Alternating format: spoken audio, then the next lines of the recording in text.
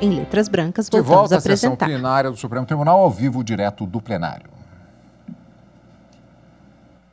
Senhor presidente, cumprimento Vossa Excelência, os eminentes pares, o Procurador-Geral da República, Dr. Augusto Aras, Por videoconferência, fala a ministra os doutores Cláudio Rosa Weber, Lamáquia, vice-presidente do Gustavo STF. Goin e André Mendes, que proferiram belas sustentações orais. Saúdo especialmente o querido ministro Luiz Roberto Barroso, neste dia especial de celebração, desejando-lhe felicidade, alegria e, sobretudo, muita saúde. Cumprimento especial ainda ao eminente ministro relator Dias Toffoli, que mais uma vez trouxe um primoroso voto a iluminar as reflexões que o tema propõe. Endosso, por fim, senhor presidente, todas as palavras de Vossa Excelência quando do registro a respeito desse sombrio ano de pandemia do novo coronavírus no Brasil, externando minha solidariedade às famílias e amigos das vítimas. Juntarei, senhor presidente, declaração escrita de voto e serei ainda mais econômica com as palavras do que costumo sê-lo, não só porque já minuciosamente e com brilho examinada a matéria nos votos que me antecederam, a começar pelo voto do eminente relator, em todas as suas nuances, como, sobretudo, pela precariedade desde ontem da minha conexão com a internet, a cair reiteradamente e sem prévio aviso. Como visto, e aqui eu rememoro brevemente, examinam-se nestas 3 ações de controle concentrado de constitucionalidade os dispositivos da Lei 13.188 de 2015, lei essa que dispõe sobre o direito de resposta ou retificação do ofendido em matéria divulgada, publicada ou transmitida por veículo de comunicação social.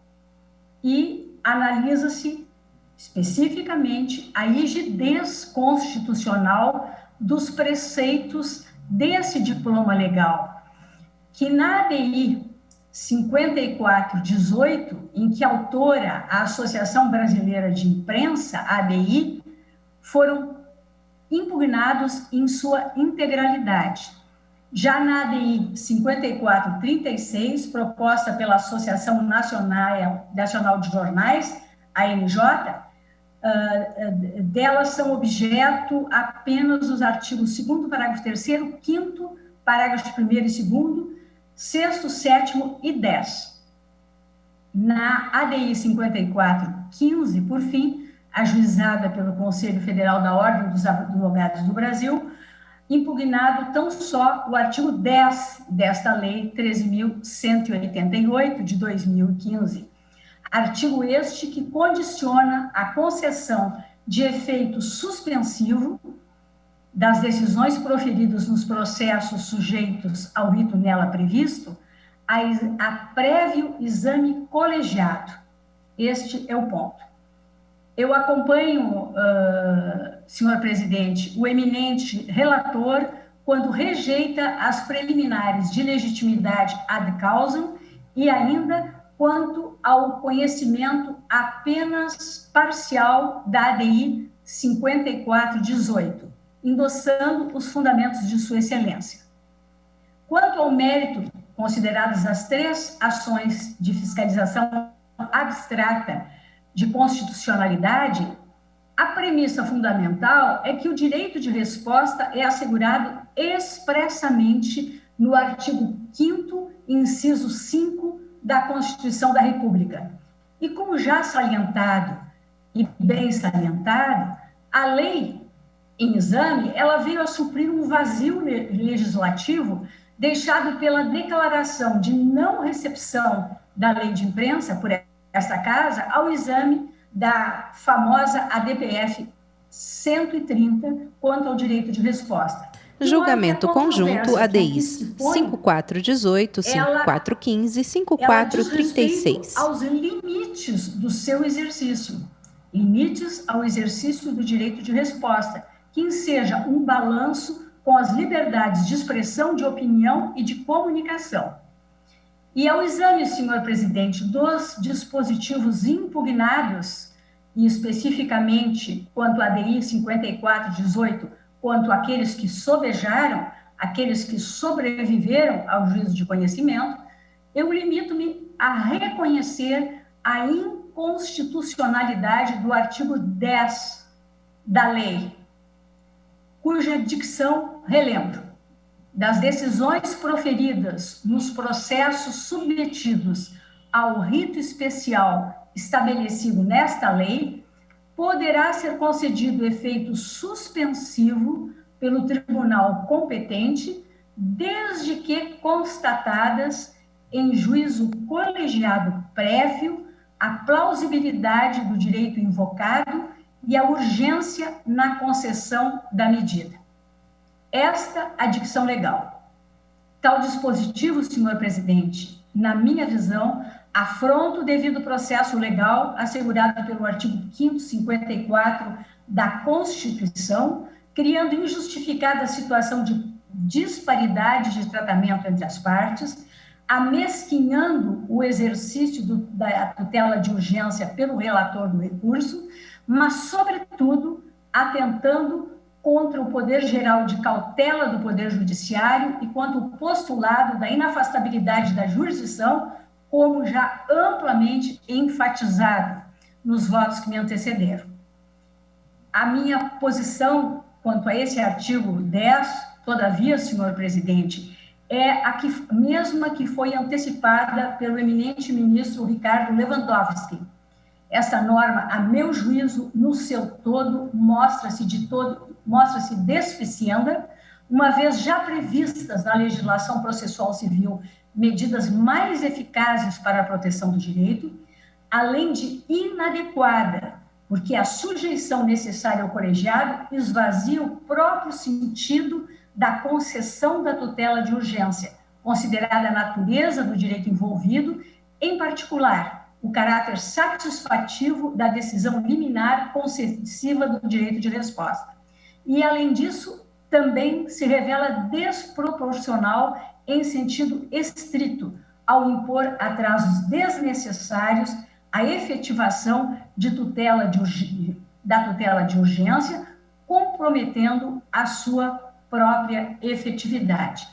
Não bastasse, senhor presidente, eu entendo que a não se expungir esta norma por uma declaração de inconstitucionalidade global, a não expungi-la, nós estaríamos, não digo fomentando, mas permitindo a multiplicação de litígios, ainda que com a supressão, num sentido mais ou menos amplo, que foi proposta pelo eminente relator e também com a pequena adequação trazida pelo ministro Nunes Marques.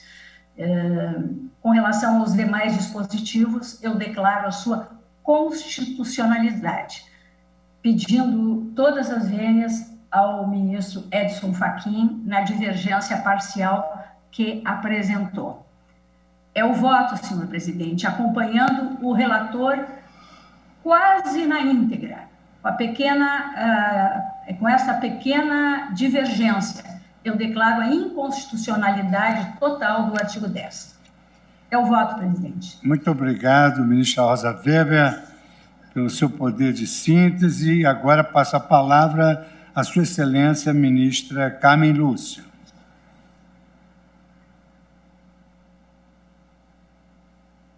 Som. Julgamento conjunto ADIs 5418, 5415 e 5436. Obrigada.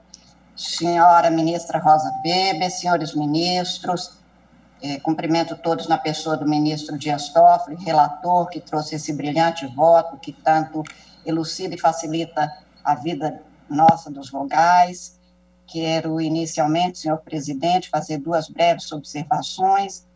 A primeira, me pondo De acordo como o diferente não poderia ser, Inicia o voto a ministra Carmen de Vossa Lúcia. Excelência de solidariedade em nome do Supremo Tribunal Federal e do Poder Judiciário Brasileiro, a todas as pessoas, a todos os brasileiros que perderam, e acho que foram quase todos, alguém querido, alguém do seu afeto, nesta pandemia, que hoje tem um ano contado da declaração pela Organização Mundial da Saúde.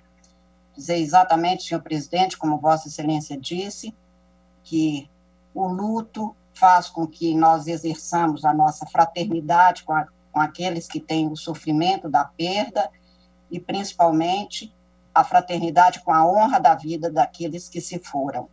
Acho que esta palavra de Vossa Excelência retrata bem o que há de se manter como sensibilidade nestes tempos em que a humanidade precisa cada vez mais ser exercida em benefício de todos e na lembrança de todos. Também não quero deixar aqui o registro, que já fiz por escrito, embora momentaneamente ausente, do vídeo, pela comemoração, porque a vida impõe essas horinhas de descuido de agrados do ministro Barroso. Já me manifestei hoje por escrito, mas quero dizer que nem em períodos de tantas tristezas de todos nós, saber que tem um brasileiro como Vossa Excelência, ministro Barroso, que nos honra pela presença como juiz brasileiro, principalmente como cidadão brasileiro, e que a gente tem a honra de ter na proximidade, é sempre um agrado que nos ensina um pouco a continuar a persistir nas lutas que são permanentes. Portanto, eu deixo o meu abraço, que queria que fosse pessoal. Há um ano atrás teria sido, como lembrei hoje a Vossa Excelência, mas pelo menos saiba que sentimentalmente, afetuosamente, estamos juntos comemorando o dia em que Vossa Excelência comemora o seu aniversário. Muito obrigado e um beijo. Obrigada, ministro. Muito obrigada. Também não quero deixar de salientar, presidente, que o voto, como disse, do ministro Toffoli, ilumina muito o questionamento, um voto denso, que traz desde sempre como foi tratado o direito de resposta no direito brasileiro. Também farei juntada de voto escrito, presidente, pelo que farei apenas algumas breves observações, para que fiquem claros os fundamentos que lanço no meu voto e que não são diferentes daqueles que já vieram a público nos votos antes apresentados. Porque o direito de resposta é inerente à liberdade de expressão. Na verdade, é uma liberdade de expressão daquele de quem se fala, sobre quem se registra algo, sobre, enfim, aquele com quem se dialoga, porque a vida é de diálogos. Logo, o exercício da palavra dá-se pela exposição não apenas de uma pessoa, mas de todos, aqueles que são tratados, que são mencionados, enfim, que são os interessados. Isso é a liberdade de expressão, que está no centro das experiências humanas e que tem os seus cenários e versões diferentes. Por isso mesmo, um e outro são lados do mesmo direito exercido. A liberdade de expressão, de quem inicialmente apresenta uma versão, e o direito de resposta, daquele sobre quem se fala ou ao qual se menciona. E, portanto, é também o direito de resposta um dos conteúdos da liberdade de imprensa. Esse direito de informar e de expressar-se, que é de todos e de cada um, e o direito à liberdade de imprensa.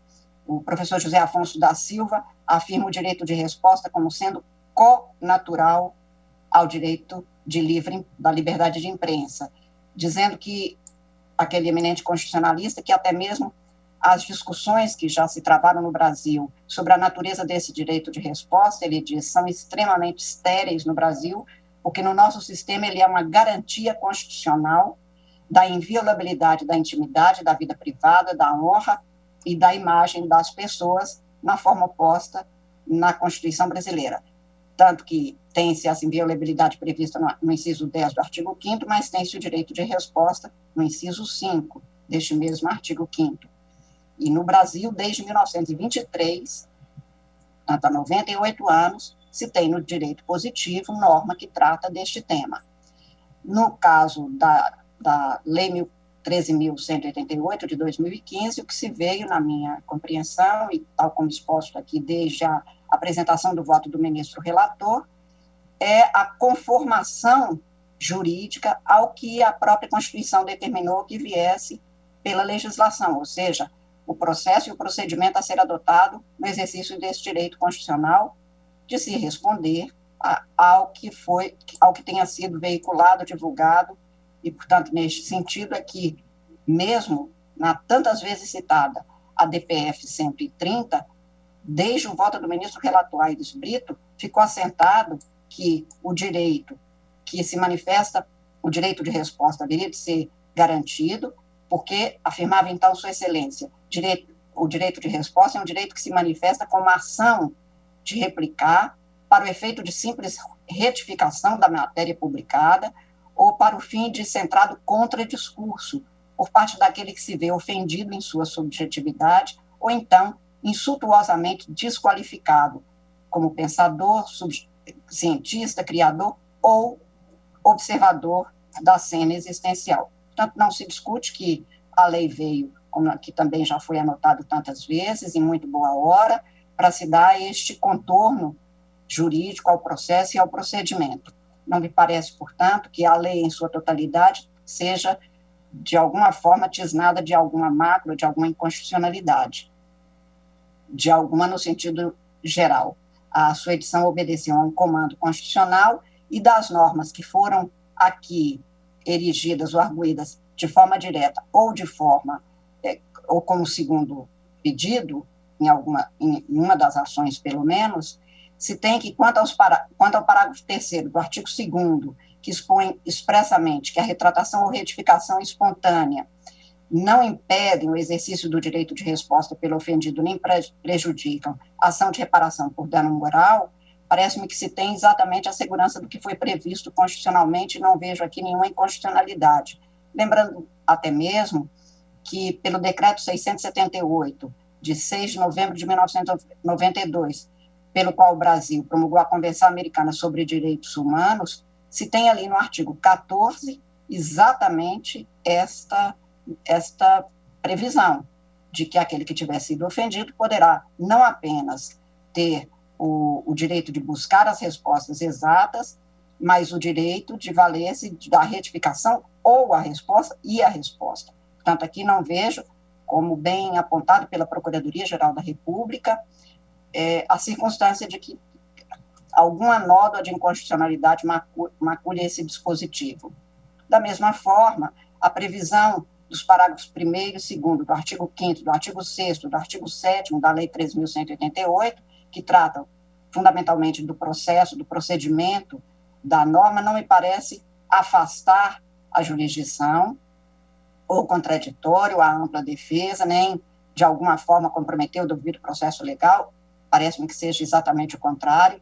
Essa rapidez, como foi também lembrado pelo ministro relator e enfatizado no voto do ministro Alexandre de Moraes, com as vênias, evidentemente, do belo voto do ministro Edson Fachin, mas que aqui acho que não correspondem ao que concluo no estudo sobre essas normas, parece-me que são exatamente razoáveis para se atender à necessidade de uma veiculação breve também daquilo que se tenha como a resposta necessária, a resposta jurisdicional necessária para que se tenha, então, o afastamento da ofensa daquele que se sinta atingido. Portanto, não vejo como procedentes os argumentos que foram erigidos e não vejo nenhuma inconstitucionalidade nos parágrafos 1º e 2º do artigo 5º, nem no artigo 6º, nem no artigo 7º da Lei 3.188.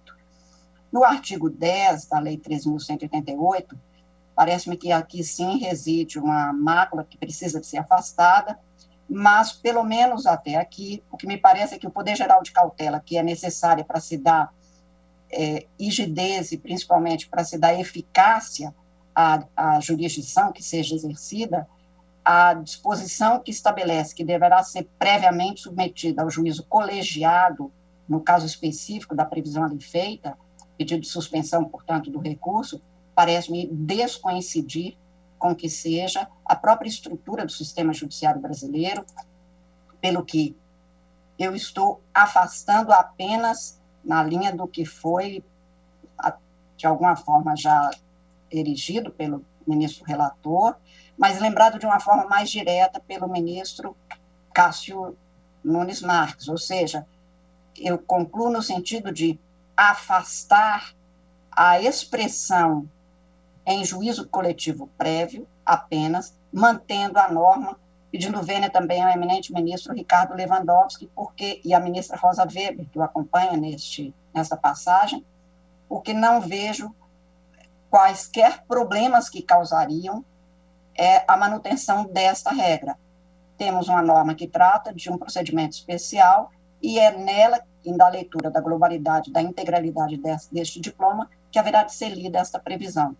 Então, eu estou concluindo, senhor presidente, no sentido exatamente do que anotou o ministro relator, julgando procedente a ação direta de inconstitucionalidade para declarar inválida constitucionalmente a expressão constante do artigo 10 em juízo colegiado prévio e, portanto, não vendo outra eiva nesta passagem, conhecendo em parte da ação direta de constitucionalidade 5418, para reconhecer constitucionais os parágrafos 3º do artigo 2º, parágrafo 1º do artigo 4º, artigo 4º, parágrafo 1º do artigo 5º, incisos 1 e 2 do artigo 6º, e, na parte da lei do artigo 10, adotando a mesma providência, ou seja, afastando apenas a expressão que se contém neste artigo 10, e, portanto, reconhecendo a constitucionalidade das demais normas. E na ação direta de constitucionalidade 5436, igualmente, eu estou afastando apenas esta expressão. Portanto, basicamente, acompanhando o voto do ministro relator, que já acenou no sentido da possibilidade de manter-se exatamente neste mesmo cenário a declaração de inconstitucionalidade. Como disse, senhor presidente, faço a juntada do voto escrito e agradeço a Vossa Excelência por me ter concedido a palavra. Obrigada. Muito obrigado, ministra Carmen Lúcia, pelo também seu poder de síntese, viabilizando o julgamento dessa questão tão importante ainda no dia de hoje. Ministro Ricardo Lewandowski, Vossa Excelência tem a palavra para o voto.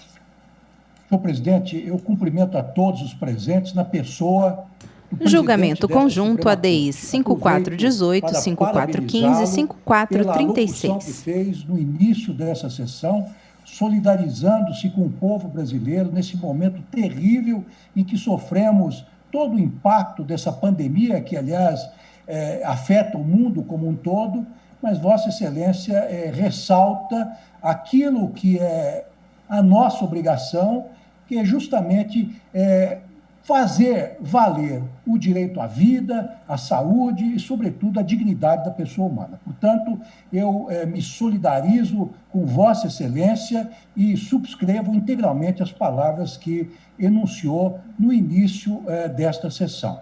Inicia o voto o ministro Ricardo Lewandowski. O eminente aniversariante de hoje, reitero os meus cumprimentos. Digo que meu voto será muito curto, porque já adiantei, em grande parte, aquilo que tinha que dizer e quero colaborar com Vossa Excelência, com o presidente da Corte, com os demais membros, no sentido de que nós terminemos o julgamento ainda na tarde de hoje. Mas queria realmente ofertar umas brevíssimas considerações para o plenário no que diz respeito a esta matéria. Em primeiro lugar, pouco na esteira daquilo que já foi dito pelos eminentes pares, eu quero dizer que, não obstante o surgimento, a promulgação da Lei 13.188, eu entendo que o direito de resposta, tal como já foi ressaltado, é uma garantia constitucional abrigada no artigo 5º, inciso 5 da nossa Constituição, cuja única condicionante é a de ser proporcional ao agravo. Aliás, esse foi um aspecto também ressaltado pelo ministro Alexandre de Moraes. E esta foi, e eu participei dessa discussão, a orientação do Supremo Tribunal Federal quando decidiu a DPF 130. E naquela ocasião prevaleceu o entendimento segundo o qual a liberdade de expressão e o direito de resposta possuem eficácia plena e aplicabilidade imediata. Aliás, isto foi ressaltado também no belíssimo parecer ofertado pelo Procurador-Geral da República, que constitui um importante subsídio para as deliberações desta Suprema Corte. Na ocasião do julgamento daquela DPF 130, senhor presidente, eu ressaltei que o direito de resposta proporcional ao agravo não significa o exercício de um direito sem quaisquer parâmetros ou que possa ser colocado em prática arbitrariamente. Por isso, eu entendo que, em boa hora, o Parlamento brasileiro editou a Lei 13.188, que agora nós estamos analisando, e que estabeleceu uma disciplina processual para viabilizar o direito de resposta, sem que isso implicasse qualquer limitação ao conteúdo material desse direito. É por isso que, desde logo, digo que acompanho integralmente o voto do eminente ministro Dias Toffoli, relator, e outros que também o acompanharam, no sentido de dizer que não entrevejo nenhuma inconstitucionalidade dos artigos 2º, 4º, 5º e 6º deste diploma legal. Quero assentar, senhor presidente, que o direito de resposta ele constitui uma ampliação do pluralismo que deve imperar no espaço público, permitindo que, em contraposição a uma narrativa, seja apresentada uma contranarrativa, de maneira a permitir a retificação de fatos veiculados cujo conteúdo é parcial ou totalmente inverídico. Então, assento também, presidente, que o direito de resposta não se confunde com uma retratação, que equivale a um recuo, na prática, uma verdadeira reparação levada a cabo por alguém que cometeu um agravo. Então, aqui, nesses autos, estamos diante de uma iniciativa do ofendido, ao qual se abre a possibilidade de oferecer uma corrigenda, uma correção ao que foi indevidamente veiculado. Além do direito de resposta ter previsão constitucional, não vou me alongar nisso, porque o ministro Edson Fachin já o fez, este direito encontra amparo na legislação internacional e no direito comparado. Trago à colação, dentre outros diplomas, a Convenção Interamericana de Direitos Humanos, o Pacto de São José da Costa Rica, e disciplina esta matéria, como já disse o ministro Fachin, no artigo 14, e me dispenso também de transcrever e de ler, transcrevo, mas não leio, esse dispositivo. Trato também da diretiva do Conselho Europeu, que diz respeito à construção de uma televisão sem fronteiras, que também cuida desse aspecto. Portanto, senhor presidente, com relação a todos os dispositivos questionados, impugnados, eu penso que não ferem a Constituição, são perfeitamente constitucionais, tal como agora assentou o ministro relator Dias Toffoli. Na mesma linha de Sua Excelência, entendo que o artigo 10 é inconstitucional. E, realmente, como já adiantei, eu penso que submeter os efeitos de uma decisão liminar concessiva do direito de resposta a um juízo colegiado não apenas ofende o postulado da eficácia plena e aplicabilidade imediata do direito de resposta ou retificação, como também, e já disse isso, afronta o princípio constitucional da inafastabilidade ou universalidade da jurisdição, e que compreende, como já dito agora, inclusive a ministra Rosa Weber enfatizou isso, o poder geral de cautela. Está implícito não apenas na Constituição, mas em toda a legislação processual, civil e penal. E, ademais, já disse também, eu penso que este artigo 10 vulnera o direito à ampla defesa que se encontra no inciso 55 do já mencionado artigo 5º da nossa Carta Magna. Então, senhor presidente, meu voto coincide integralmente com o voto do eminente relator Dias Toffoli, seja quanto às preliminares, seja quanto à constitucionalidade dos artigos que apontam em seu voto. Eu tenho uma pequena divergência que eu vou manter até o final do julgamento, agora, de certa maneira, estimulado pelo voto da eminente ministra Rosa Weber, no sentido de declarar inconstitucional totalmente o rito previsto no artigo 10 da Lei 13.188. E eu penso, e, claro, depois me amoldarei ao que decidir o plenário, porque entendo que pequenas diferenças não devem obstar que nós cheguemos a uma solução de consenso, mas eu, com todo respeito, eu penso que a interpretação conforme sugerida pelo ministro Dias Toffoli, ou mesmo a redução de texto, agora proposta pelo ministro Nunes Marques, com argumentos muito contundentes, muito sólidos, poderia sugerir, senhor presidente, e eu me dirijo a Vossa Excelência, que foi o grande inspirador do novo Código de Processo Civil de 2015, poderia sugerir que estamos criando um rito especial para o direito de resposta. Quando eu penso que o artigo 294 e seguintes, que cuidam da tutela provisória, e o artigo 1015 e seguintes, todos do Código do Processo Civil, que cuidam do agravo de instrumento, esses últimos, né, que cuidam do agravo de instrumento e da possibilidade de conceder efeito suspensivo, não é? Pelo juiz do tribunal, a meu ver, são suficientes para regular a matéria. Então, eu estou propondo, salvo melhor juízo, que se retire completamente do ordenamento geral o artigo 5º. E eu lembro, senhor presidente, peço licença e tenho a ousadia de lembrar que a grande preocupação dos elaboradores do novo Código Civil foi a unificação dos diversos procedimentos, seja no próprio Código de Processo Civil anterior, decaído, seja em toda a legislação extravagante, fazendo com que a nova legislação processual civil fosse o mais possivelmente una e abrangente. Então, essa foi a preocupação do novo Código de Processo Civil, foi colocar tudo dentro de uma mesma sistemática, dentro de uma mesma disciplina.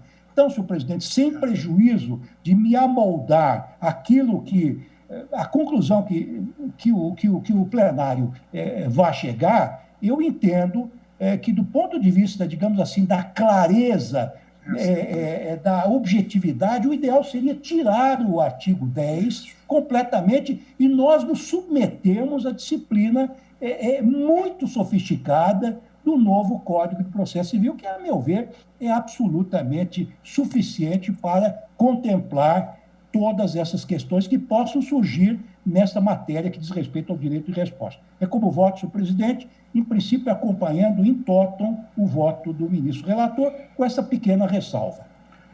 Eu agradeço o voto do ministro Ricardo Lewandowski. Também quero, desde já, manifestar que estou de acordo com Vossa Excelência que prefeito de clareza seria o ideal declarar a inconstitucionalidade do artigo 10, que estaria de acordo também com o ministro Dias Toffoli, na medida em que dar interpretação conforme também julgar procedente a ação declaratória. É uma maneira de declarar a inconstitucionalidade de uma outra interpretação. Mas aqui não.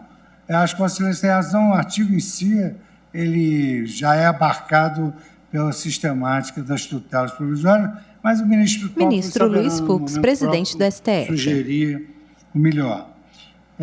Conceder a palavra agora a Sua Excelência, o ministro Gilmar Mendes, para o voto. Julgamento conjunto ADIs 5418, 5415 e 5436. Ministras, ministra Carmen Lúcia, ministra Rosa Weber, boa tarde, senhores ministros, senhor procurador-geral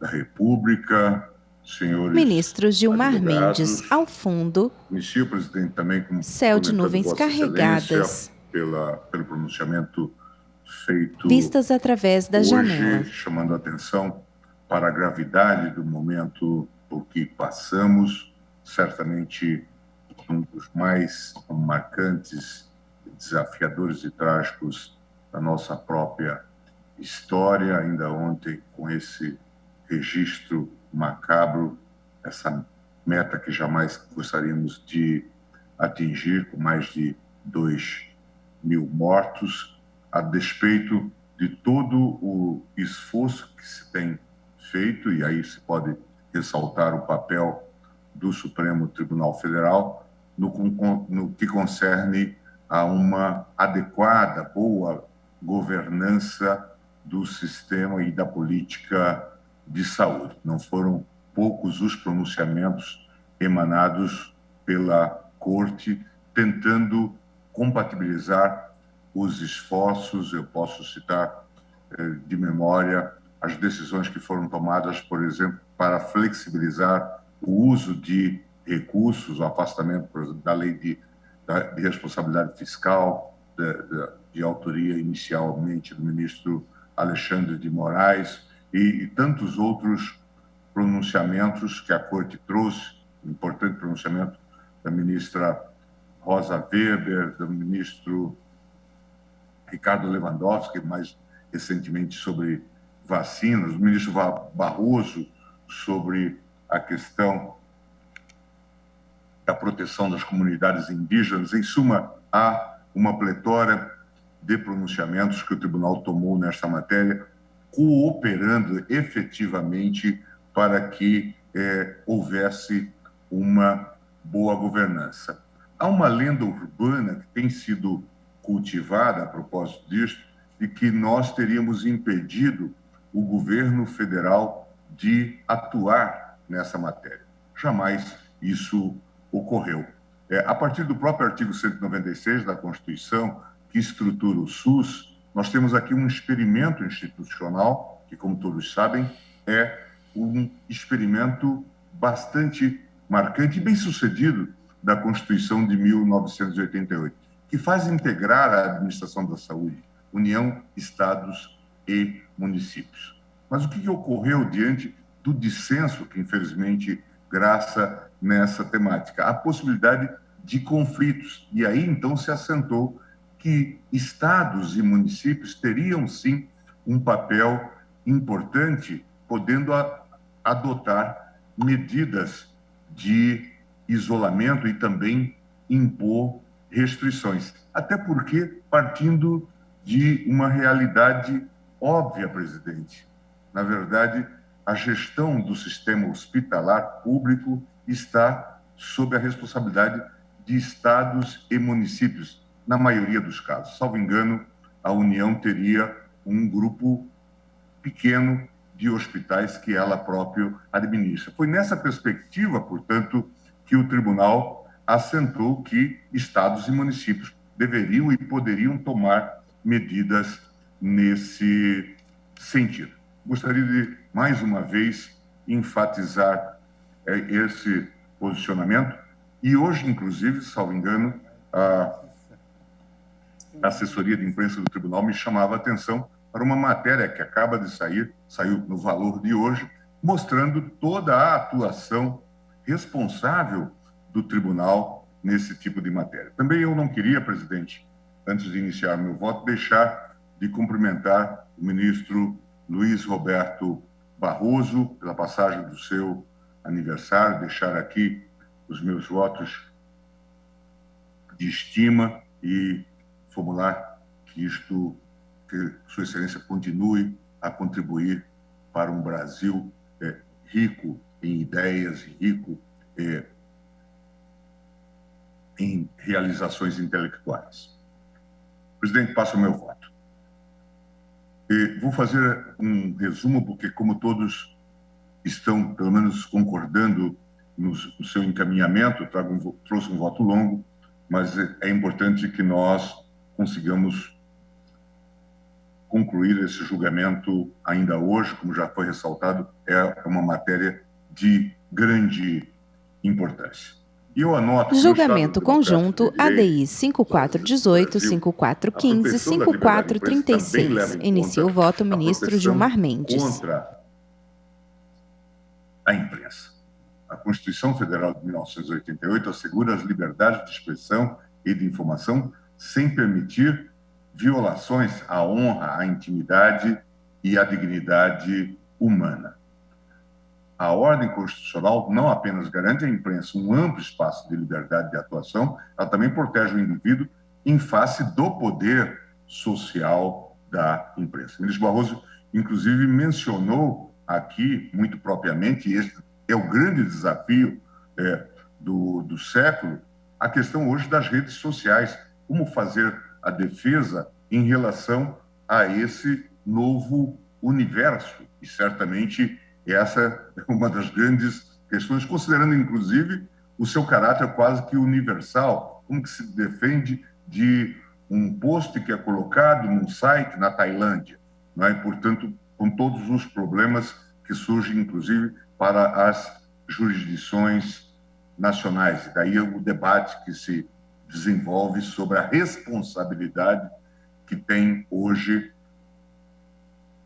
o que teriam esses órgãos de veiculação, né, e como eventualmente responsabilizá-los. A ordem constitucional não apenas garante à imprensa um amplo espaço de liberdade de atuação, ela protege o indivíduo em face desse poder social. E não se deixe de considerar, igualmente, que a liberdade de imprensa também pode ser danosa à própria liberdade de imprensa. Nesse sentido, o texto de Manuel da Costa de Andrade, que parece clássico.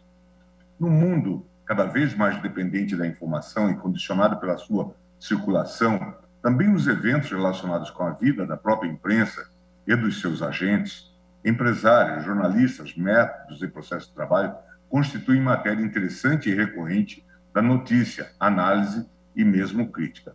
O que pode contender com o segredo, a privacidade, a intimidade, a honra, a palavra ou a imagem das pessoas concretamente envolvidas e pertinentes à área de comunicação.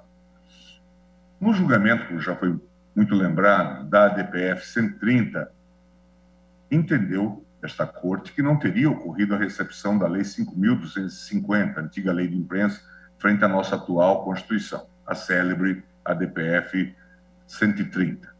STF julgações sobre direito de resposta em matérias divulgadas por meios de comunicação. Está claro, nas palavras do ministro Aires Brito, que a lei fundamental do Brasil veicula o mais democrático e civilizado regime da livre e plena circulação das ideias e opiniões, assim como das notícias e informações, mas sem deixar de prescrever o direito de resposta e todo um regime de responsabilidades civis, penais e administrativas. Vota o ministro Gilmar Mendes. Externei minhas preocupações em face do que o relator chamou de eventuais descomedimentos da imprensa, não serem passíveis de resposta estatal à altura.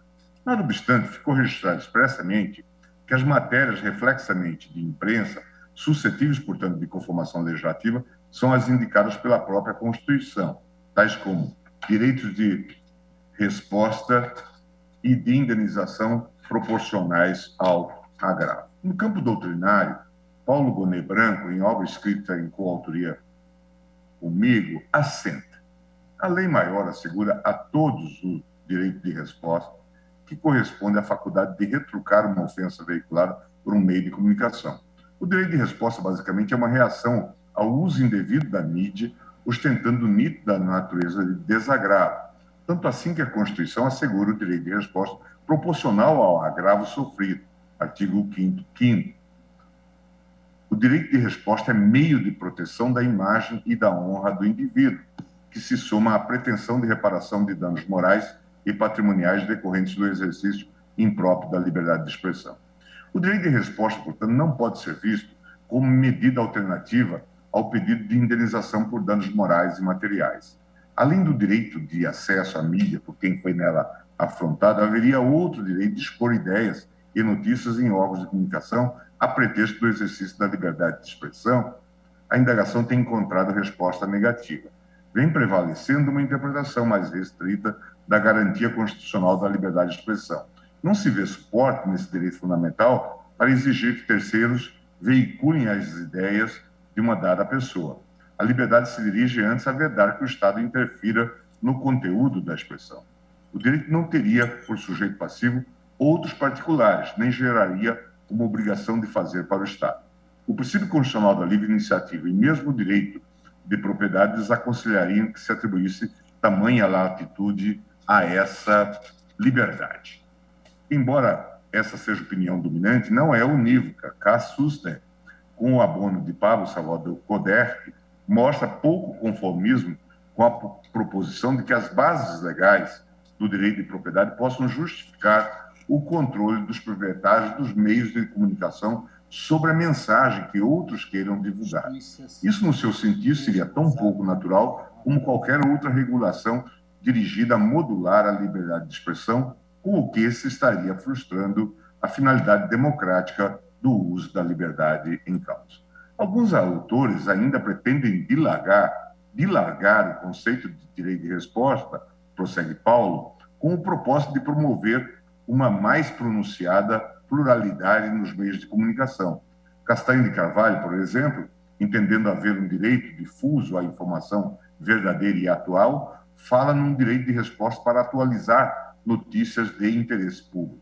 A seu ver, a retificação da notícia deveria ser possível sem necessidade de demonstrar violação de direitos. Dever-se-ia encaminhar para compreender a retificação como um mero direito de crítica ou de oposição ao que foi noticiado, em havendo, é claro, interesse público no debate. É evidente que se está diante de duas faces da mesma moeda. A qualquer publicação, divulgação ou transmissão de informação que envolve alguém tido como ofendido deve corresponder à oportunidade de oferecimento do direito de resposta ou da correção daquela informação, esta última em caso equívoco. E considero que, de modo geral, tal como assentado pelo Conselho Federal da Ordem dos Advogados, pela Presidência da República, pelo Senado e pela Advocacia Geral, a Lei 13.188 procedeu à imposição de diretrizes necessárias, adequadas e proporcionais, pondo luz à conformação do disposto no inciso 5º do artigo 5º da Constituição Federal, o qual, apesar de auto-aplicável, carecia de regulamentação infraconstitucional que imprimisse melhores contornos protetivos, otimizando aquele direito fundamental de qualquer envolvido em fato divulgado, publicado ou transmitido por veículo de comunicação. Eu me lembro que, por ocasião do debate sobre a DPF 130, eu assentei que as disposições constantes da velha lei de imprensa fariam falta, especialmente tendo em vista as situações técnicas envolvendo o trabalho da imprensa, por exemplo, de rádio e telecomunicação, onde havia detalhes técnicos que acabaram sendo decretados como não recebidos pela Constituição. Mas, à época, presidiu o entendimento de que tudo aquilo se resolveria a partir de construções judiciais e das medidas cautelares existentes na legislação processual civil. Não há nenhum vilipêndio ao direito de livre manifestação, comunicação e liberdade jornalística ao permitir que os fatos divulgados, publicados ou transmitidos possam ocasionar o direito de resposta proporcional ao agravo e ou à correção de informações em caso de lapso, guardando um juízo de proporcionalidade em sentido estrito na visão de Alex. E aí eu transcrevo, inclusive, um trecho de um texto meu sobre a questão da colisão de direitos e falando sobre a necessidade de ponderação, e digo o seguinte, indo para o final. Indo diretamente ao cerne da questão, tem-se que o direito à liberdade de informação ou de comunicação não pode ferir a intimidade, a vida privada ou a imagem de qualquer pessoa, devendo-se assegurar àquela o direito de ter sua personalidade resguardada, seja com o direito de resposta, seja com o pedido de correção de informações em situação de erro, sem prejuízo de vindicar tutela inibitória ou reparação indenizatória. Esta Corte teve oportunidade de decidir o tema correlato à intimidade e à privacidade na ADIM 4.815, culminando em dispensar a autorização do personagem biografado para a publicação de obra literária ou audiovisual que envolvia biografia. A ADIM de todos conhecida, a ministra Carmen Lúcia, a ADIM 4.815, de sua relatoria cantada em prosa e verso. Nesse julgado, a Corte entendeu que para a Vota o ministro Gilmar das normas Mendes. constitucionais dos incisos 4, 9, 10 do artigo 5º, há de se acolher o balanceamento de direitos, conjugando-se o direito às liberdades com a inviolabilidade da intimidade, da privacidade, da honra e da imagem da pessoa biografada e daqueles que pretendem elaborar as biografias. STF julgações sobre direito de resposta em matérias divulgadas por meios de comunicação. Relativamente a obras biográficas literárias ou audiovisuais, sendo também desnecessária a autorização de pessoas retratadas como coadjuvantes ou de seus familiares, em caso de pessoas falecidas ou ausentes, resguardando-se, porém, o direito de resposta e a possibilidade de reparação de danos. Ou seja, ao mesmo tempo em que permitiu a publicação das obras biográficas sem a necessidade de autorização do biografado ou de pessoas retratadas de forma coadjuvante, também possibilitou-se a via resoluta do direito de resposta e da correspondente ação indenizatória. Tudo, portanto, nos estritos termos do texto constitucional. O ministro Celso de Mello, em decisão monocrática lapidar, assim se manifestou a propósito do assunto, no precedente ao RE 683751. Eu vou transcrever apenas a transcrição, é uma longa transcrição da ementa do ministro Celso, como todos conhecem, ementas bastante avantajadas. Eu vou me limitar ao trecho em que ele frisa com aqueles tradicionais grifos. A função instrumental do direito de resposta, direito de garantia, neutralização de excessos decorrentes da prática abusiva da liberdade de informação e de comunicação jornalística, proteção da autodeterminação das pessoas em geral, preservação, restauração da verdade pertinente aos fatos reportados pelos meios de difusão e de comunicação social, direito de resposta, retificação como tópico sensível e delicado da agenda do sistema interamericano, a Convenção Americana de Direitos Humanos, artigo 14, e a opinião consultiva 7/86 da Corte Interamericana de Direitos Humanos. Isso já foi citado e já foi referenciado, como já foi dito aqui. Sob esse influxo, entendo que a lei em questão satisfatoriamente resguarda a pretensão do direito de resposta e corretiva, assumindo a preponderância o direito à intimidade, à vida privada, à proteção à imagem, como atributos do direito de personalidade.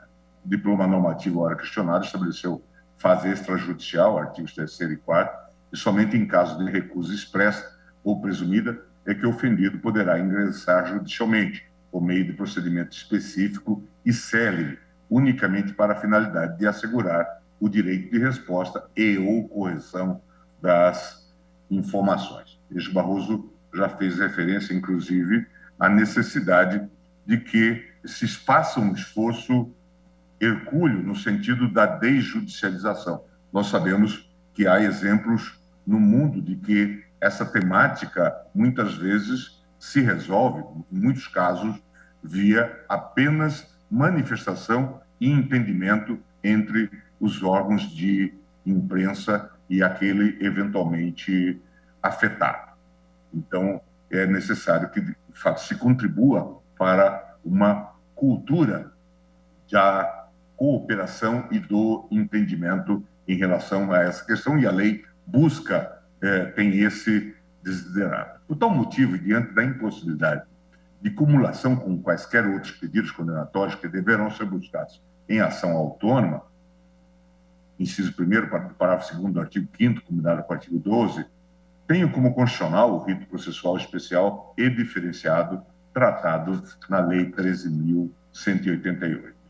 É meio questionado o prazo exíguo de 24 horas para que o responsável pelo veículo de comunicação apresente as razões pelas quais não o divulgou, publicou ou transmitiu, e não se confunde com o prazo para apresentar contestação, que está no artigo 6º, 2, parte do pressuposto de que o tema já foi objeto de conhecimento do responsável, que teve o prazo de até 7 dias para responder, artigo 5º, através de questionamento extrajudicial pelo ofendido, pois a comprovação desta notificação é requisito sine qua non para o ajuizamento da demanda.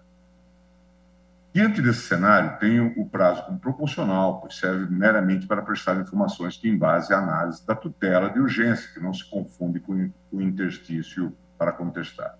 Outro sim, o acolhimento do direito de resposta na seara extrajudicial pela pessoa física ou jurídica que publicou, divulgou ou transmitiu a informação não elimina a tutela reparatória, devendo aquela atitude de responsabilidade ético-jurídica apenas ser aquilatada pelo Poder Judiciário como fator atenuante ao fixar a indenização em caso de procedência do pedido correlato a esta. Eu passo aqui e ainda falo do Defamation Act de 1996, na Inglaterra, item 5, seção 3, que se diz que o tribunal deve levar em consideração todas as medidas tomadas em cumprimento da oferta e, na medida em que não seja acordado entre as partes, da adequação da correção à suficiência do pedido de desculpas e se a forma de sua publicação foi razoável nas circunstâncias e pode reduzir ou aumentar o valor da compensação em conformidade. Por outro lado, concordando com o eminente relator, a quem eu saúdo pelo brilhantíssimo voto com que nos brindou, considero que talvez haja apenas, e aí nós temos que construir essa solução, uma inconstitucionalidade a ser acolhida. Julgamento conjunto ADI 5418, 5415, 5436. Discute a concessão de medida liminar para assegurar o direito de resposta. STF julgações sobre direito de resposta em matérias divulgadas por meios de comunicação. E inverter a lógica processual para conferir um juízo de maior preponderância à decisão de um juiz singular em detrimento de um desembargador que julga o recurso em face daquela, exigindo que a reforma seja obrigatoriamente adotada em decisão colegiada, na maioria das vezes 3 desembargadores e um colegiado cível, sob pena de inversão do nível protetivo dos graus de jurisdição estatal, o qual submete excepcionalmente algumas restrições à cláusula de reserva de plenário, FUBENT, artigo 97 e súmula vinculante 10. Sendo assim, reputo inconstitucional, eu sei que essa questão está em aberto, o ministro Lewandowski avançou para declarar a inconstitucionalidade de todo o artigo 10, eu estou indo na linha de considerar inconstitucional a expressão em juízo colegiado prévio, contida no artigo 10, porque entendi até o esforço do eminente ministro Dias Toffoli, ministro relator, para, em um sentido preservacionista, mas com um caráter de eliminar um sentido, preservar a própria norma. Só que me parece, como já foi pontuado a partir do voto do ministro Cássio Nunes, me parece que poderemos, no futuro, ter situações de insegurança jurídica.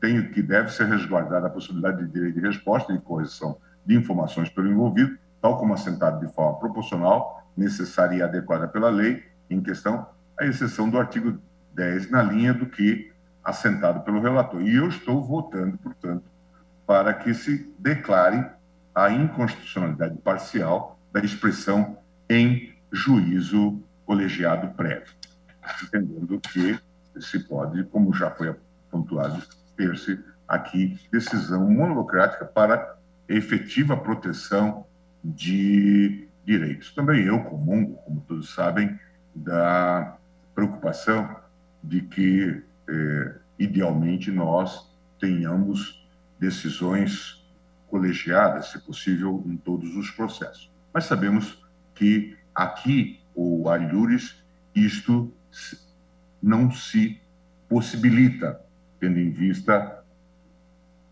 muitas vezes, a emergência e a necessidade de tomada de decisões. Eu até, quando fui autor principal do anteprojeto de lei da DIN, a lei que resultou na Lei 9868, deixei assentado e defendi na comissão que qualquer decisão liminar que envolvesse suspensão ou não de lei deveria ser tomada pelo plenário do Supremo Tribunal Federal, sempre que houvesse um pedido de liminar. E essa tem que ser, de fato, a diretriz que também se reproduz na ADPF. E quando tal não se dá, o ideal é que isso seja imediatamente referendado pelo tribunal. Mas eu gostaria de deixar, então, este ponto, acompanhando, acredito, de alguma forma, o relator, às inteiras, no que diz respeito à fundamentação, mas acho que estou acompanhando o ministro Nunes Marques, inicialmente, em relação a este tópico, pelo menos foi o que depreendi da exposição. É assim que voto, presidente. Muito obrigado, ministro Gilmar Mendes. Agora concedo a palavra a Sua Excelência, o ministro Marco Aurélio, para o voto. Fixo inicialmente 3 premissas.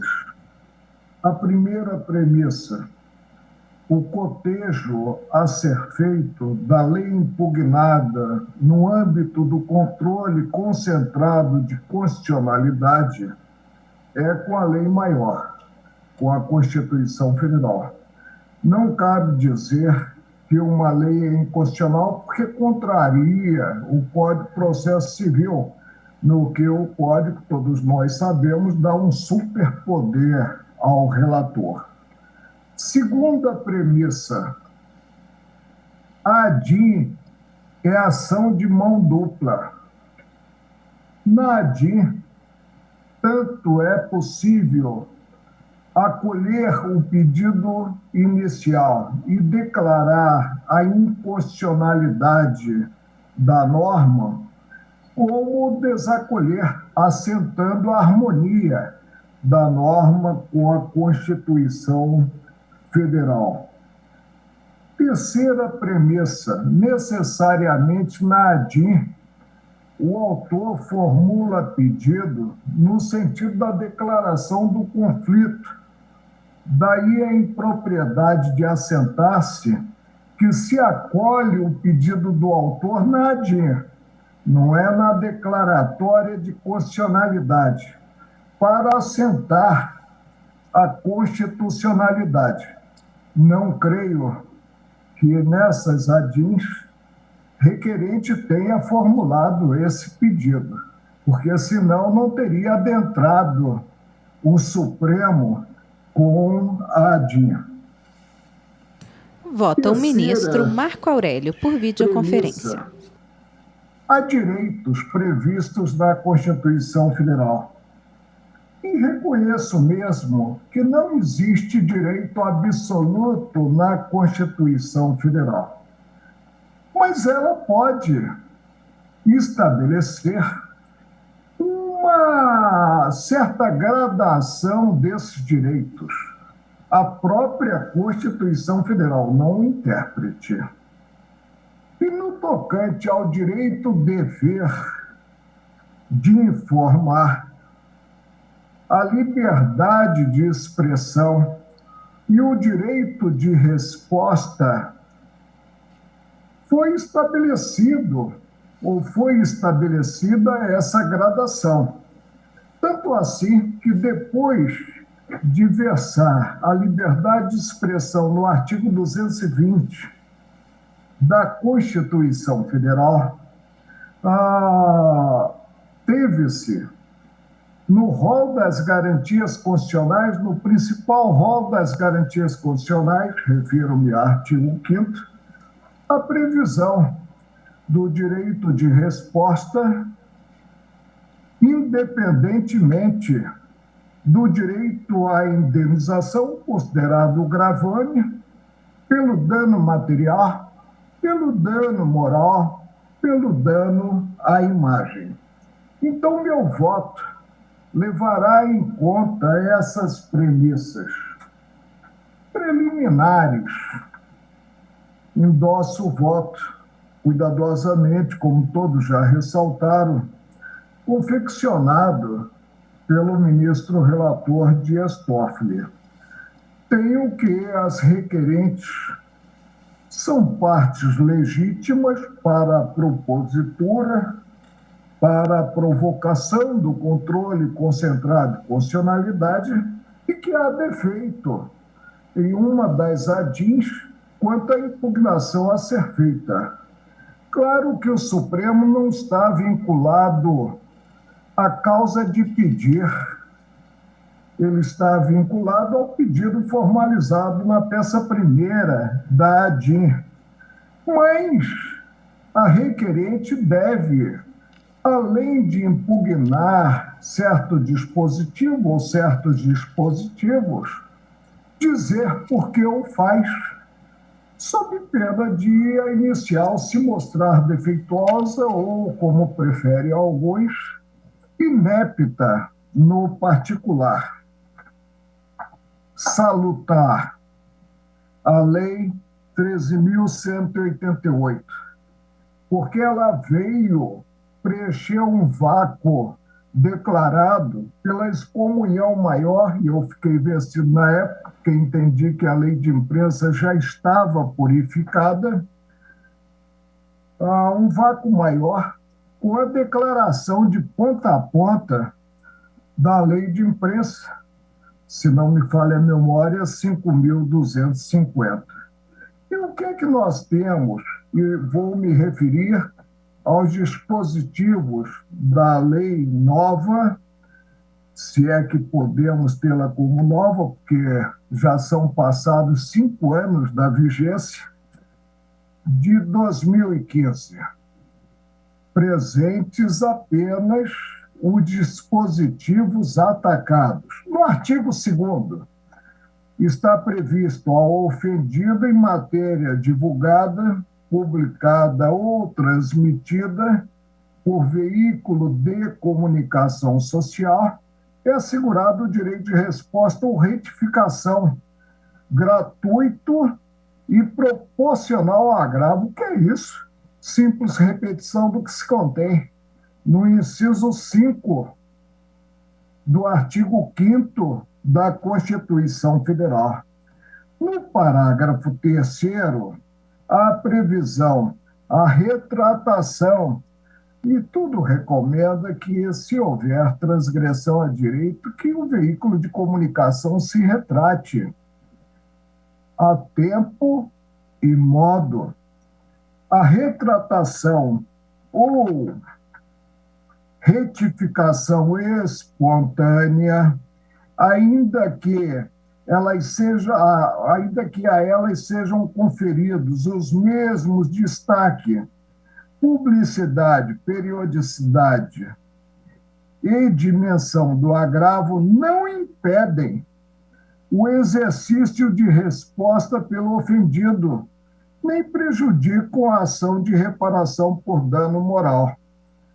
Arrombada a porta, não adianta colocar fechadura.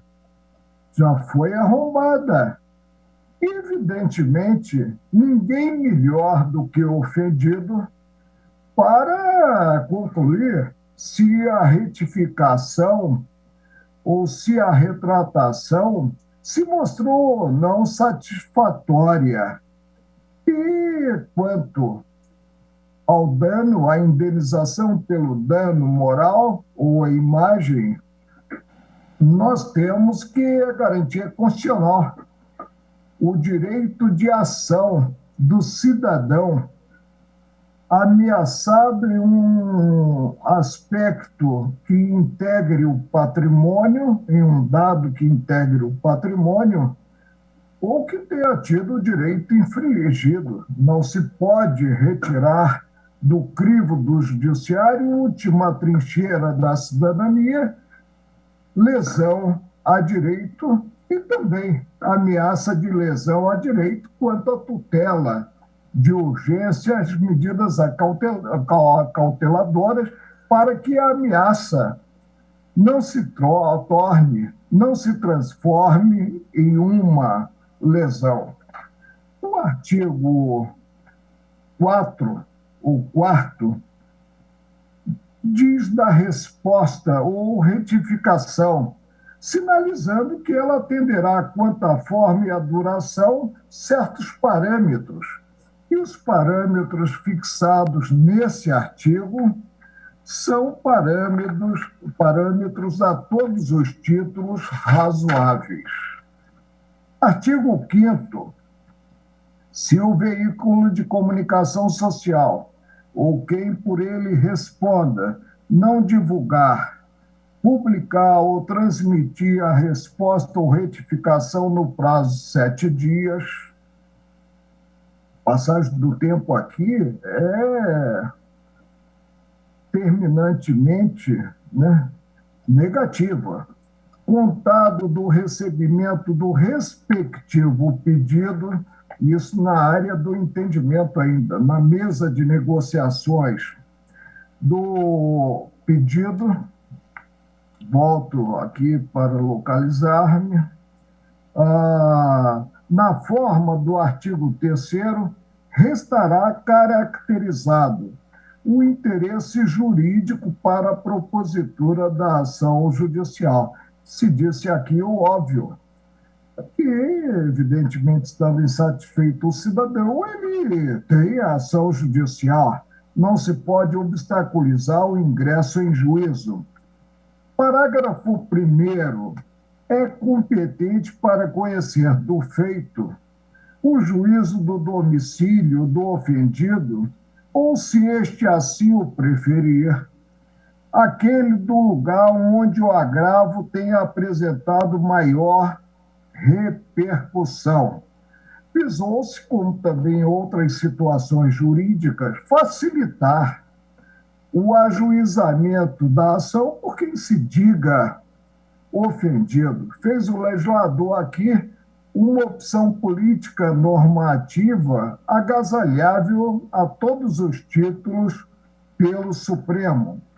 Parágrafo 2º. A ação de rito especial de que trata esta lei será instruída com as provas do agravo e do pedido de resposta ou retificação não atendido, bem como com o texto da resposta ou retificação a ser divulgada, publicado ou transmitido, sob pena de inépcia da inicial e processada no prazo de 30 dias, vedados. Na vedação, quanto à acumulação e à reconversão, atende-se ao rito. Essa lei disciplina processo que deve tramitar sob o ângulo de rito especial. E aí não se pode mesclar pleitos que são formulados em ação ordinária no bom sentido propriamente dita, né? O problema do prazo é um prazo razoável de 30 dias. Artigo 6º. Recebido o pedido de resposta ou retificação, o juiz, dentro de 24 horas, mandará citar o responsável pelo veículo de comunicação social. Para quê? Aí tem os objetos. Eu, presidente, aprendi desde cedo, principalmente no Brasil, em que o dito é dado pelo não dito, em que o prazo assinado não é cumprido, que prazo sem sanção é praticamente um prazo inócuo, mas, de qualquer forma, a norma ela surge com contornos pedagógicos, um alerta àqueles juízes morosos que esquecem que devem, a tempo e modo, a prestação jurisdicional aos que o pagam, aos contribuintes. Em igual prazo, apresente as razões pelas quais não o divulgou na fase que eu disse, conciliatória, amigável, publicou ou transmitiu. No prazo de 3 dias, ofereça a contestação. Claro que, se há controvérsia, se deve ser ou não veiculada a matéria, e o veículo de comunicação sustenta que não deve, ele precisa formalizar esse sentimento. E aí tem um prazo que é exíguo, mas opção política normativa, um prazo de 3 dias. Parágrafo único. O agravo consistente em injúria. Há três procedimentos que pode alcançar a honra. A injúria, fato genérico, a difamação, fato específico, e a calúnia, a atribuição de um procedimento criminoso indevidamente. Então, um agravo consistente em injúria não admitirá a prova da verdade. A contrário senso, na difamação, na calúnia, é possível ter-se a exceção da verdade. A rigor, a disciplina é idêntica contida nos artigos 138 e 139 do Código Penal. Artigo 7º, não está em jogo, não está impugnado. Vou adiante e chego ao artigo 10, que tem dado uma celeuma incrível. Eu ouço muito, presidente, críticas de que órgãos colegiados deixaram de sê-lo e passaram a ser órgãos individuais. E aí, evidentemente, fica esvaziado o objetivo visado com a criação do próprio órgão. O que prevê esse artigo, e eu penso que ele é correto, que ele não merece qualquer censura, prevê que das decisões proferidas nos processos submetidos ao rito especial estabelecido nesta lei, poderá ser concedido, quer dizer, a decisão foi proferida se mostrando constitutiva, condenatória quanto ao direito de resposta. Poderá ser emprestado ao recurso efeito suspensivo. Não é o suspensivo ativo com uma providência, além de afastar a eficácia e a concretude do título formalizado na pedreira da magistratura, que é a primeira instância, pelo tribunal competente. Ou seja, retira do cenário jurídico o agasalho do direito constitucional reconhecido, do direito de resposta, desde que constatadas em juízo colegiado, e se eu pudesse dizer, olha, se se trata de órgão substancialmente colegiado, as decisões devem ser sempre desse órgão. Se se trata de pronunciamento do Supremo, deve ser ouvido o Supremo propriamente dito, ele é uno, até pelo vocábulo, pela nomenclatura, que é o retratado no plenário. Nós não temos 3 Supremos, o plenário e as 2 turmas. Em juízo colegiado prévio, a plausibilidade constatada a plausibilidade do direito evocado e a urgência na concessão da medida. Mais uma vez houve, em harmonia com a Constituição Federal, uma opção política normativa dos congressistas, dos deputados e senadores. Por quê? Porque ao se exigir algo mais, não penada única, para afastar-se o que já reconhecido em termos de direito de resposta, como está no preceito, tem-se a necessidade de manifestação do colegiado. É super razoável o preceito, eu diria mais, é recomendável em termos de atuação legiferante. Vota o ministro Marco Aurélio. Repito, o artigo 10 pressupõe recurso ante uma decisão que haja reconhecido o direito de resposta. E aí, considerada a envergadura desse direito constitucional, quis o legislador vincular a retirada do cenário jurídico a manifestação ou o pensamento, não de cabeça única, o todo-poderoso relator mas do colegiado competente para julgar o recurso interposto contra a decisão positiva, constitutiva condenatória relativa ao direito de resposta. STF julgações sobre direito de resposta em matérias divulgadas por meios de comunicação. Improcedente os pedidos formalizados, creio que são 2 ações diretas de inconstitucionalidade. Pedidos voltados não à declaração de constitucionalidade, porque não se trata de ação direta ou declaratória de constitucionalidade, mas sim de ações diretas de inconstitucionalidade. Julgo improcedentes os pedidos formalizados como voto. Muito obrigado, ministro Marco Aurélio. Cabe-me o último voto. Eu Julgamento conjunto ADIs 5418, 5415 e 5436. Ela inclui dentro das suas regras e, quiçá, princípios, aquilo que é estabelecido em pactos e tratados internacionais. E Ministro Luiz Fux, presidente do STF. Que consta da Constituição Federal.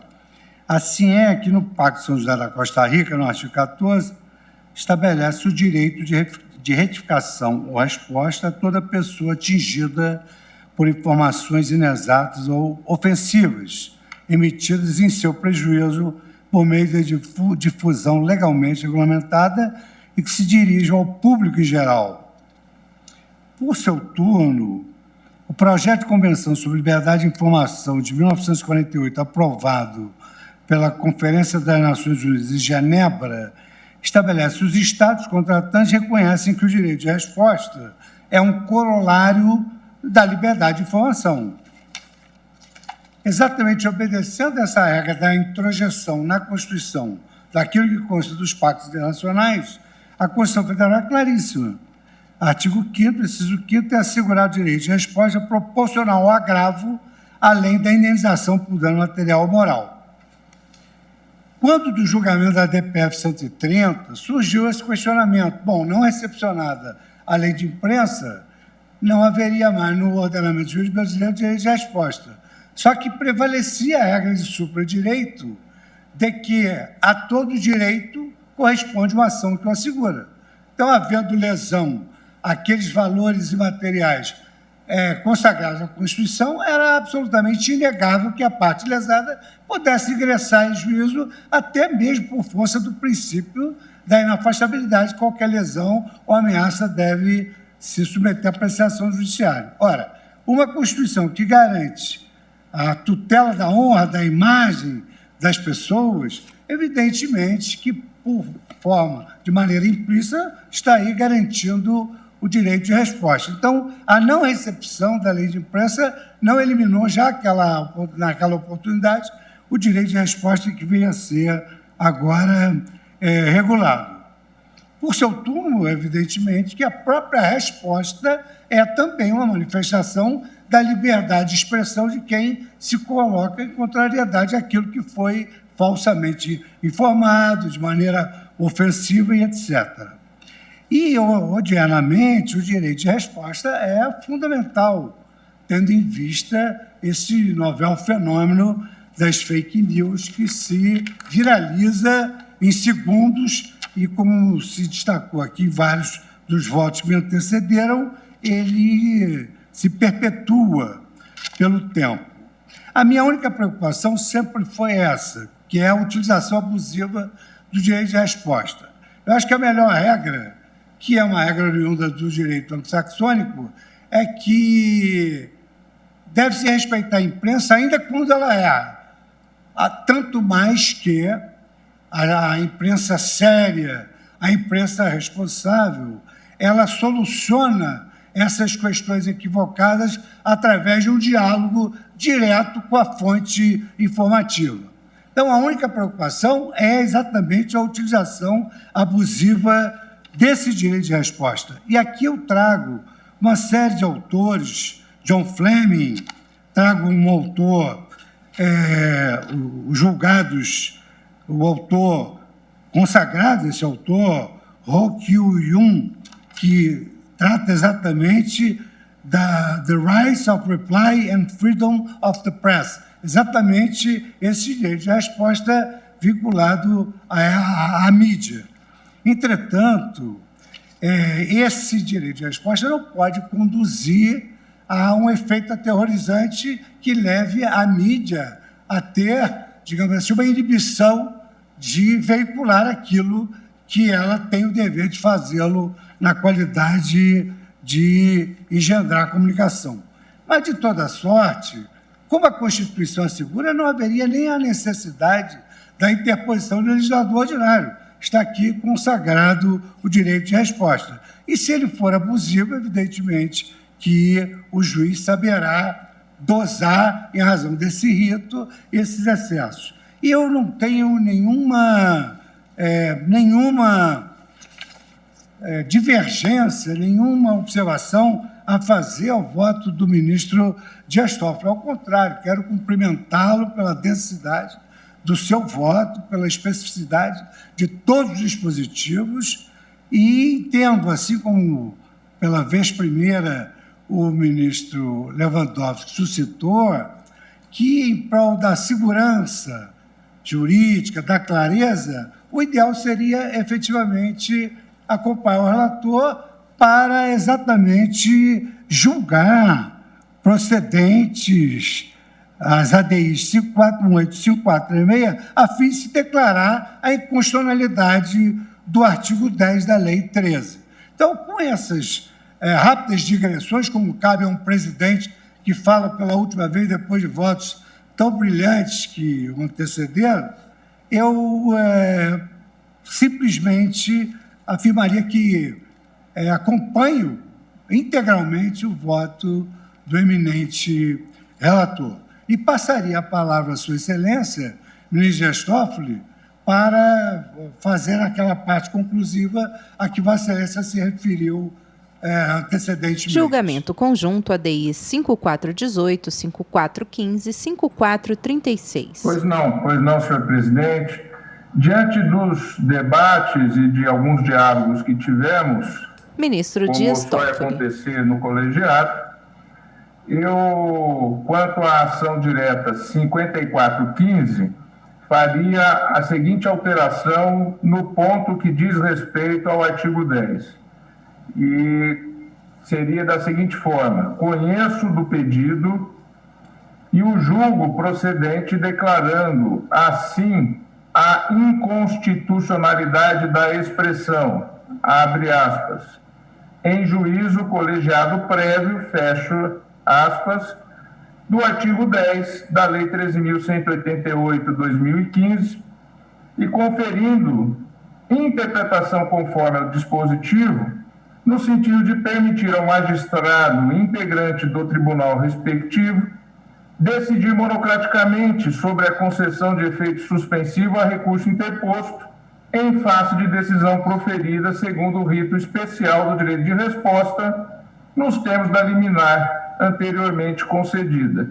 E esse mesmo ponto do artigo 10 seria replicado nos dispositivos que já havia apresentado na data de ontem nas outras duas ações, senhor presidente.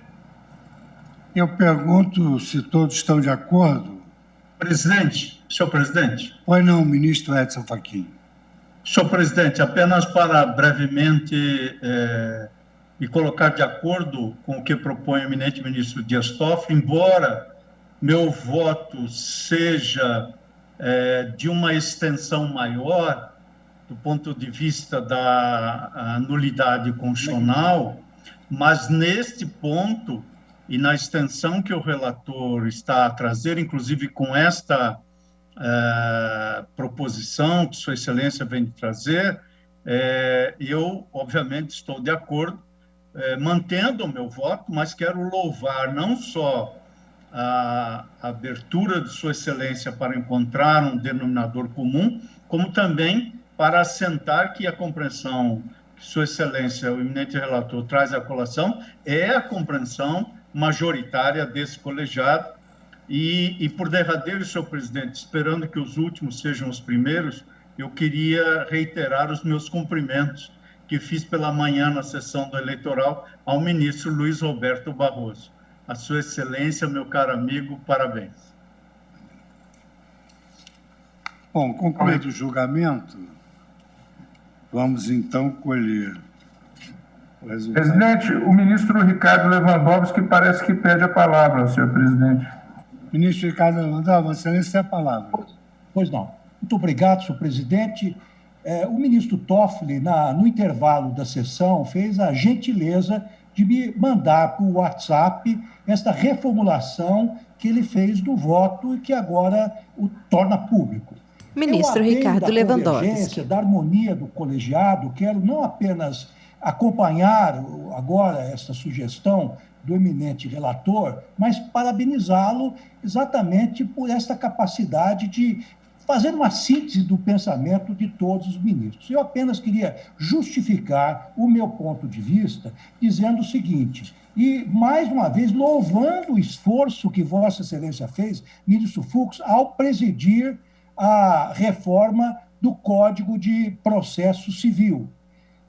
O Código de Processo Civil fez um esforço enorme, os seus elaboradores, no sentido de unificar procedimentos, unificar ritos e, notadamente, no que diz respeito às tutelas provisórias, o que é que ocorreu? O novo CPC de 2015 unificou todos os procedimentos relativamente às tutelas provisórias.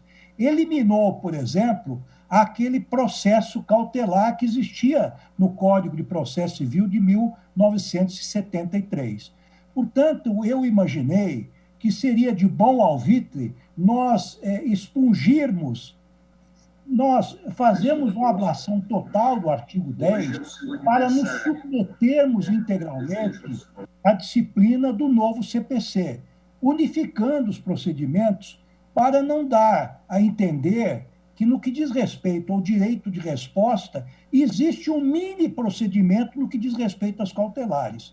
É por isso que eu ousei fazer essa sugestão, mas até porque, insisto em dizer isto, eu estudei verticalmente por razões profissionais, não é? O artigo 294 e seguintes, que unificou as tutelas provisórias, e entendi que isso foi um avanço extraordinário. Por isso é que pensei que pudéssemos aproveitar a ocasião e fazer uma limpeza naqueles ritos especiais que existem na legislação extravagante e nos mantermos firmes no que diz respeito a essa nova disciplina das cautelares, em boa hora unificadas pelo novo CPC. No entanto, STF fez julgações sobre o direito de resposta em matérias divulgadas por meios de comunicação. Integralmente a sugestão do eminente ministro Dias Toffoli, que apresenta uma sugestão lógica, racional e pragmática para, enfim, para o dia a dia daqueles que militam nos fóruns brasileiros. Como voto? Ministra Rosa, se Vossa Excelência me permite, eu e Vossa Excelência julgávamos também inconstitucional o artigo 10º. Eu vou também, no mesmo sentido do ministro Ricardo Lewandowski, me adaptar à maioria. Eu perguntaria a Vossa Excelência se você se mantém a improcedência ou tem alguma outra... Senhor presidente, eu ia pedir a palavra a Vossa Excelência, como pois também adiantar Ministra Rosa Weber Dias Toffoli, quando Sua Excelência teve a gentileza de me encaminhar essa nova proposta, condensando a opinião de todos e o pensamento de todos, no sentido que eu estava aberta, não? Eu ressalvo a minha compreensão e acompanho, não há a menor dúvida alguma, a maioria que se formou. Bom, então eu proclamo o resultado, que é um resultado conforme o ministro Dias Toffoli acaba de anunciar, que é comum às três ações. Então, a Corte, por maioria, conheceu dos pedidos formulados à ação direta e os julgou integralmente procedente, conferindo interpretação conforme a Constituição, o artigo 10 da Lei 13.188/2015, no sentido de permitir ao magistrado integrante, no sentido de excluir a expressão em juízo colegiado prévio do artigo 10º da referida norma, vencido o ministro Marco Aurélio, que julgava as ações improcedentes. Presidente, Vossa Excelência me permite, como eu entendo que a ação é o ato de ir ao protocolo do tribunal e protocolizar uma peça inicial, eu julgo improcedentes os pedidos e não as ações. Eu falei Ministro os pedidos. Marco Aurélio. É só conferir no áudio. Então, vencido o ministro Marco Aurélio, que julgava improcedentes os pedidos.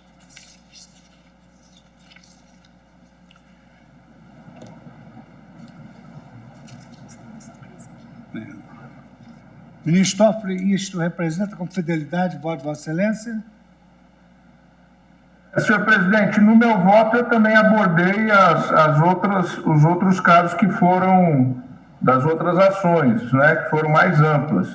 Sim. Então, nessa ação direta 5.415, eu conheço do pedido e julgo integralmente procedente. Quanto à ação direta 5.418, eu conheço em parte do pedido, somente quanto aos artigos 2º, são os que eu já mencionei ontem, é longo, não vou fazer leitura, mas quanto às preliminares nesse conhecimento parcial, houve unanimidade, salvo engano, do que eu acompanhei dos votos.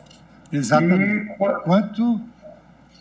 quanto a 5418, eu conheci em parte do pedido. Conheceu em parte somente quanto aos artigos 2º, para o terceiro, quarto, quinto. Artigo 5º, parágrafo 1º e artigo 6º, incisos 1 e 2. E também do artigo 10, que lá também estava posto. E relativamente ao artigo 10, a mesma proclamação que Vossa Excelência já fizera. E quanto aos demais, uma vez que eu julgo improcedente nessa parte, eles são declarados constitucionais em razão da via de mão dupla da ação direta e da ação declaratória. Aqui só temos ação direta, mas ao julgar nesse ponto improcedente, estamos a declará-los compatíveis com a Constituição.